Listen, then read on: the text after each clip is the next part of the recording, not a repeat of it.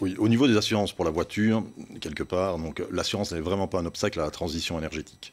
C'est les mêmes garanties, la Mmh. RC, donc c'est de la responsabilité civile qui est la même, même contrat pour un véhicule thermique, un véhicule électrique. Les garanties annexes, c'est les garanties pour protéger le capital véhicule, ce qu'on appelle l'omnium traditionnellement, la protection juridique ou l'assurance du conducteur. Ce qui fait vraiment la différence donc dans l'assurance, c'est donc la prime.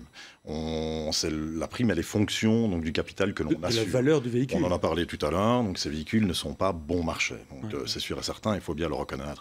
Donc plus le véhicule a une valeur importante, plus la prime est fonction de cette valeur et sera relativement importante. Là, quelque part, ça peut pénaliser, c'est sûr et certain, puisque l'achat, donc c'est un investissement conséquent, la prime sera à l'avenant. Par contre, pour ça, et on n'est certainement pas le seul assureur, les assureurs donc, essayent d'inciter quand même malgré tout cette transition énergétique en proposant des réductions non négligeables.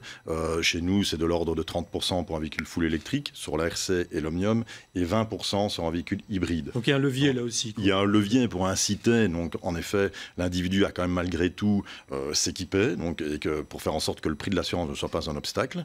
Je pense aussi, je voudrais intervenir donc ici sur l'histoire donc des bornes, des recharges. Et je pense, comme on l'a dit dans une précédente émission, enfin la précédente, l'employeur a un rôle à jouer aussi. Donc, parce que c'est sûr et certain, il doit faciliter la recharge du véhicule sur le lieu de travail. Par exemple, Etias, et à nouveau, je suis persuadé que nous ne sommes pas les seuls, nous avons un plan un peu aussi Green Deal, où on veut donc que notre parc automobile, parce qu'on sait que nos rejets majoritairement sont générés par la mobilité de nos véhicules de société, des véhicules de nos employés qui se rendent sur le lieu de travail, eh bien, donc, on va s'équiper, donc à la fois de véhicules qui rejettent beaucoup moins de CO2, véhicules électriques, véhicules hybride, full électrique d'ici à 2030, hybride électrique avec moins de 50 grammes de CO2 d'ici à 2025. Et on va équiper nos lieux de travail de bornes pour que l'individu puisse en effet se dire « j'y vais ».